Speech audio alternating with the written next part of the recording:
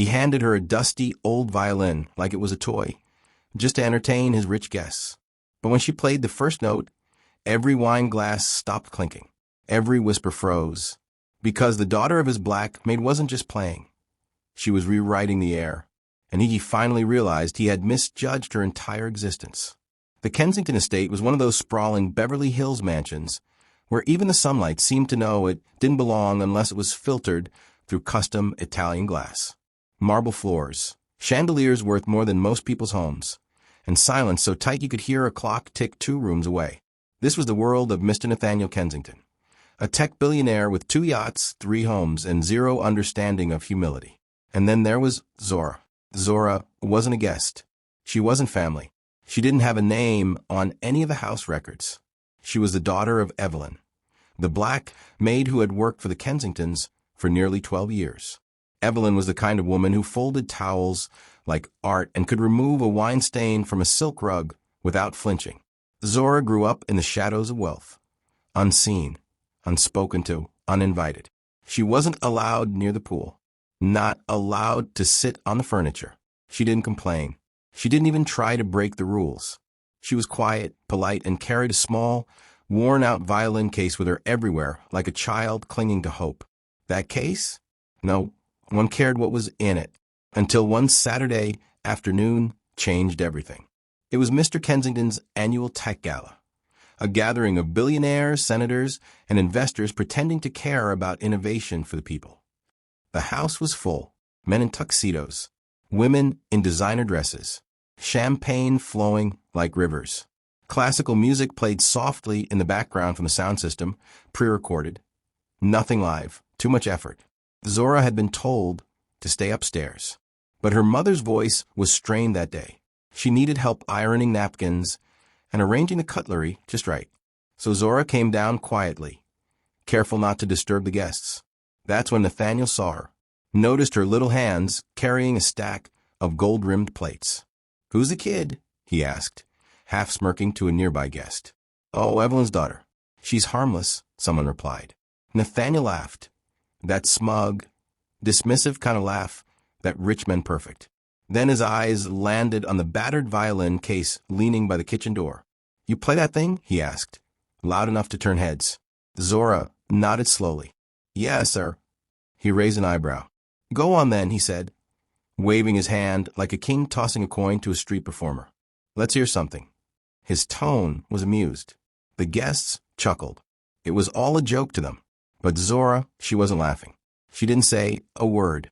She walked over quietly, opened her case with trembling fingers, and lifted out a violin that looked older than her. The wood was chipped. The strings were dull. It wasn't the kind of instrument anyone expected to produce anything more than a squeak. Then she closed her eyes, and she played. The first note didn't just pierce the air. It transformed it. A hauntingly beautiful melody unfolded. Not just played, but felt. Her fingers moved with impossible speed, grace, and soul. Vibratos that made the chandelier lights tremble. Runs so fluid. They could bring you to tears. It was Bach. No, it was something beyond Bach. People stopped mid-conversation. Phones lowered. Mouths opened. No one saw it coming. In that moment, the daughter of a maid became the centerpiece of the room. And Nathaniel? He stood frozen. His smile had vanished.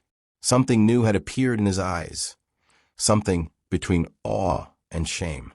Because it hit him like a truck, he had tried to mock her. And now the joke was him. The room didn't breathe for nearly 2 minutes. Not until Zora played the final note. One long, aching vibrato that seemed to linger in the air even after her bow had stopped moving. Silence. Then a gasp and a slow clap. Then an eruption of applause. Some guests were standing. Some had tears in their eyes.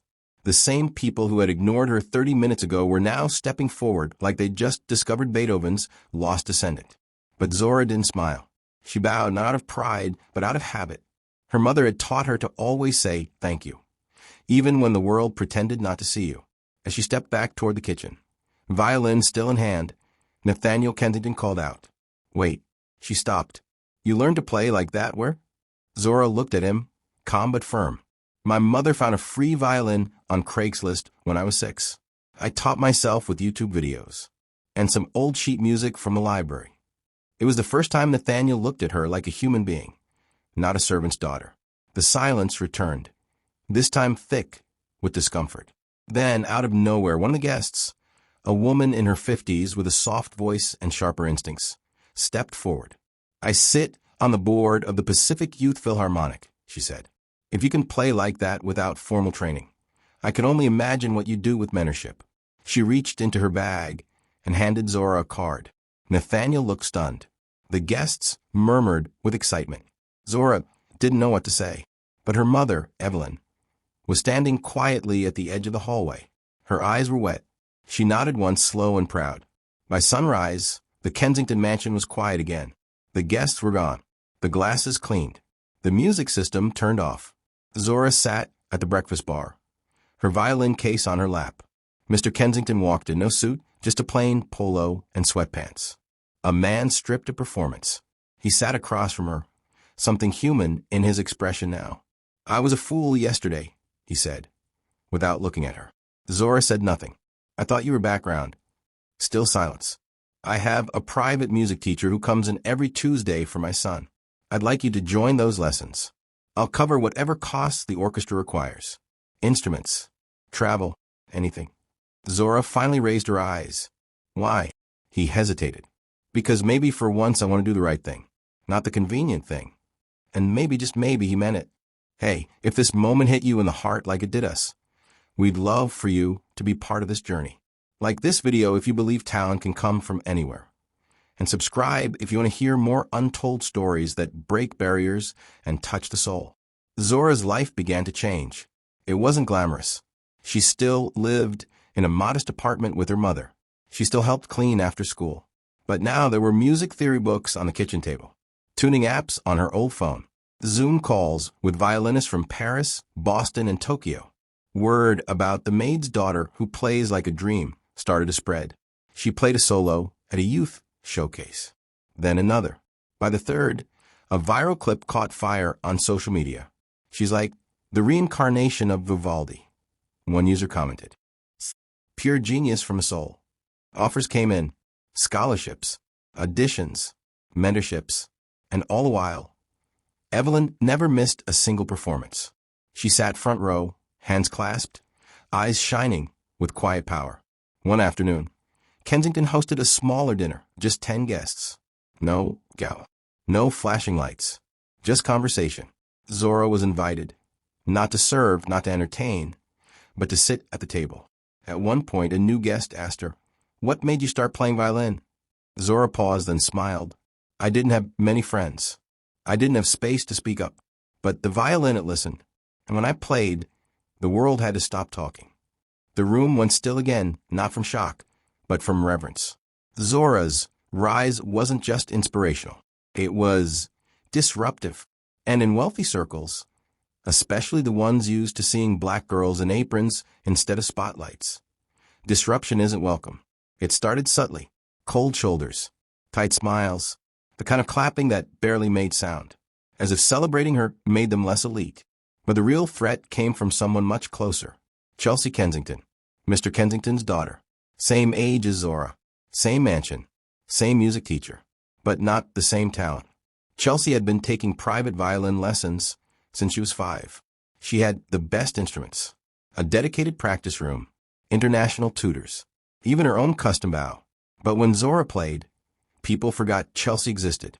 At the last donor recital, the entire hall gave Zora a standing ovation. Chelsea had played earlier that night and barely got polite applause. That night, Chelsea didn't go straight to bed. She sat in her room, scrolling through videos of Zora's performance, each one with thousands of comments praising her tone, her soul, her story. And something in Chelsea cracked. 2 days later, the violin teacher, Mr. Arturo, a patient Italian man with a gray beard and tired eyes, came to the Kensington estate for their regular lesson. Only this time, Zora's violin wasn't in the case. It was gone. Zora looked everywhere. Kitchen, laundry room, storage, even the garbage bins. Nothing. She asked Evelyn if she'd moved it. She hadn't. Then she asked Chelsea, "Why would I touch your violin?" Chelsea said flatly, You probably misplaced it. But the tone in her voice betrayed her, that mix of fake concern and smug satisfaction. Zora didn't cry. She didn't scream. She just sat there, hands folded, as Mr. Arturo sighed and placed a spare violin in her hands. "Play," he said gently. And she did. And even with a violin that wasn't hers, that didn't know her hands, her pain, her dreams, she made it sing. Mr. Arturo said nothing afterward. But the next week he brought her a gift, a custom violin with her name carved into the scroll. From his own pocket, Zora hugged him without a word. She didn't need to say anything. But Chelsea saw the hug, and her jealousy grew colder, deeper, and sharper. Outside the mansion, Zora's name was being whispered in high places. She was invited to perform at the State Symphony's Youth Gala, a seat that had always gone to well-funded, well-connected white students. Some donors weren't pleased. "She's from what background exactly?" one woman asked, raising her wine glass. "She's a maid's kid, right?" another said with a laugh. "Cute story. But is she really orchestra material?" Nathaniel overheard this at a networking dinner. For once, he didn't laugh with them. He stood up, tapped his glass, and said, "Some of you paid for prestige. She earned her place with talent. That's the difference between inheritance and greatness." The table went quiet. That night, Evelyn rubbed Zora's fingers with oil. The new violin strings had left them bruised. "You okay, baby?" Evelyn asked softly. Zora nodded. "Some people think I don't belong, Mom." Evelyn smiled gently. "Oh, babe, you don't just belong. You redefine the room." Zora looked up. "Do you think I'm ready?" Evelyn leaned in. "You were ready the moment you stopped waiting for permission." "Hey, where are you listening from? Drop your city or country in the comments. Let's see how far Zora's music can travel around the world." We read every single one. Globe showing Europe, Africa. The gala hall was massive. Lights like stars overhead. Seats filled with judges, donors, and media. Zora wore a simple black dress. Nothing flashy. But her presence alone was enough to draw every gaze when she stepped onto the stage. Chelsea was in the audience, too. But this time, she wasn't watching. She was whispering to a reporter. The night Zora played at the State Symphony's Youth Gala should have been the highlight of her life. Should have. The stage was set like a dream. Red velvet curtains, a grand Steinway in the corner, and a full house of influencers, donors, orchestra directors, and scholarship scouts. It was a moment that would have made most prodigies buckle under pressure. But not Zora. She stood tall in a modest dress Evelyn had sewn from old fabric. Her hair was braided neatly. Her shoes barely new. But her spirit? Unshakable. And when she drew her bow across the strings, the first note poured out like it had been waiting for centuries. The crowd didn't just listen. They leaned in. Time slowed. She played like her heart was cracking open, and everyone in the room was being invited in. No backing track. No orchestra. Just a black girl from the shadows of someone else's wealth, holding the world in her hands. The applause lasted longer than the performance. But backstage, as Zora wiped the sweat from her hands and smiled through exhaustion, a reporter approached her, young, enthusiastic, and holding a printed email in her hand. "Zora, do you have a moment?" she asked. Zora nodded politely. "I just wanted to clarify something before I publish. Your mother works as a maid, correct?" Zora paused, confused but calm. "Yes, ma'am." "And you were trained by YouTube videos, right? No official conservatory experience." Zora nodded again, still unsure where this was going. The reporter held up the email. "Then how do you explain this?" Zora took it and read the subject line. "Confidential, Zora K." Lied about her background. Violin lessons since age 5? Attached were anonymous claims that Zora had been secretly trained by a private coach for years, that she was not self-taught, and that her rags to riches story was just that, a story. "Somebody saying I lied?" Zora asked, her voice low.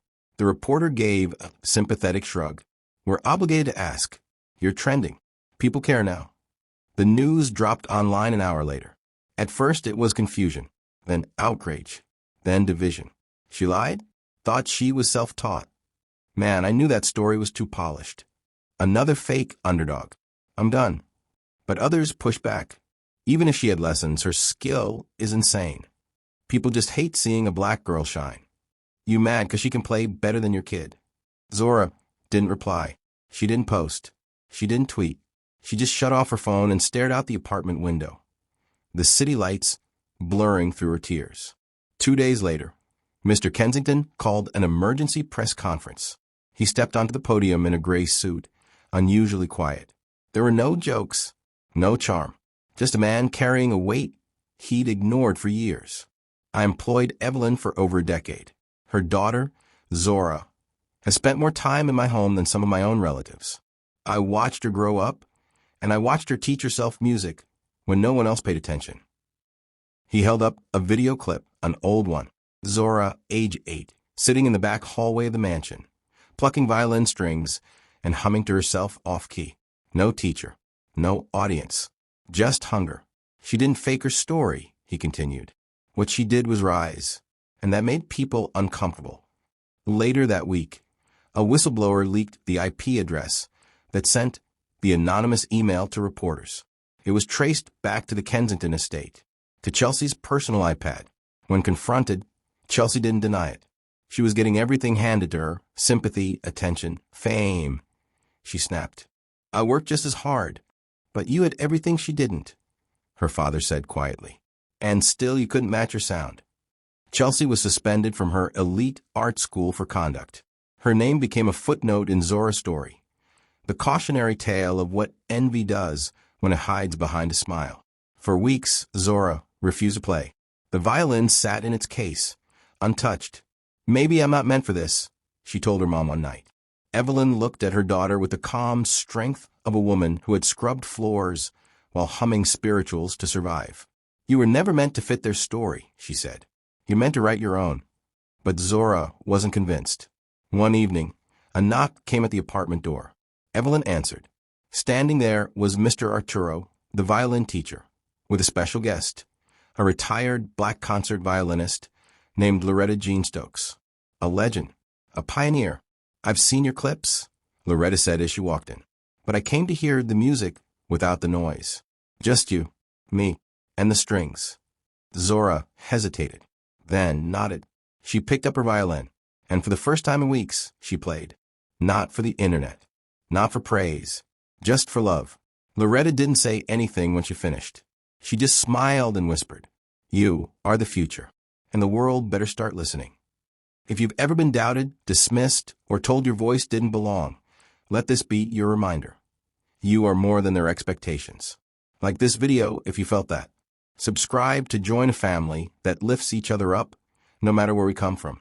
That same week, Zora received a letter, handwritten, wax seal. It was from the Royal Academy of Music in London, offering her a full scholarship to study under some of the greatest violinists alive. She read it 3 times. Evelyn stood behind her, arms crossed, trying not to cry. You going, baby? Zora looked up, eyes wide. We're going. The emotional climax, the sweet ending, and a legacy sealed in sound. 1,000+ words, as always. The streets of London were cold, crisp, and new. Zora had never left the country before.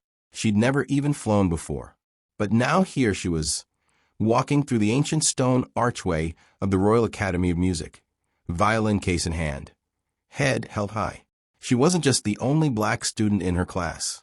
She was the only one who came from nothing. No legacy, no trust fund, no fancy portfolio of international competitions, just calloused fingers, a quiet fire, and music that no one could teach, only feel. Zora's first few months were hard. She was surrounded by students who quoted Mozart in casual conversation, students who had played in Berlin, Vienna, and Prague before their 15th birthdays, students who called her the viral violinist like it was a gimmick. But Zora didn't shrink. She studied harder, listened deeper, practiced longer. She wasn't playing to impress. She was playing to evolve. And soon, the professors noticed. One by one, they moved her up. First chair in ensemble, then solo recital, then an invitation to perform for the royal family at Windsor Castle. She wore a simple emerald dress Evelyn mailed to her. No stylist, no glitter, just her and the violin. When she stepped onto that royal stage, she didn't just play for the crown. She played for every child who ever cleaned up after other people, for every mother who worked overtime and never complained, For every young black girl who was told to stay quiet, stay small, stay invisible. Her fingers danced across the strings like they were writing scripture. And when she finished, the room stood. Not because she was viral, not because she was inspirational, but because in that moment she was undeniable. Back home in L.A., Evelyn sat in the kitchen alone, watching a live stream on a cracked tablet. When the applause erupted through the speakers, she let out a breath she didn't know she'd been holding for 18 years. She wiped a tear, then smiled. "My baby girl played for Queen," she whispered. But in her heart, she knew. Zora wasn't playing for royalty. She was royalty. 2 years later, Zora returned to Los Angeles. Not in a limo, not with security, just quietly, with her violin case and a heart full of purpose. She didn't head to the Kensington estate. She went to Jefferson Public School, the same rundown school she used to walk past with her mom while carrying cleaning supplies. But this time she was a guest, a mentor. She opened her case in front of a classroom of 5th graders and asked, "Y'all ever hear music that made you feel like you could fly?" Hands shot up. Kids smiled. A few shrugged. Then she played, not a concerto, not a sonata. She played something new, something she'd written in London for them, a piece called Dust and Gold. And as the final note rang out, the teacher was crying. The kids were stunned. One little girl whispered, "That's what dreams sound like." Later that evening, Mr. Kensington called. He had heard she was back in town. They met at a quiet cafe, far from the cameras and marble halls. He looked older, more tired, less polished. "I heard you played for the king," he said, smiling faintly. Zora nodded. It was surreal. There was a pause. Then he leaned in. "I want to fund a music center for kids who never get to touch an instrument. I want your name on it." Zora smiled, not smug, not angry, just calm. "You sure you don't want Chelsea's name on it?" she asked, not sarcastic, just honest. He looked away. "Chelsea's finding her way. But you already paved yours." She nodded. "Then we'll call it Evelyn Art Center."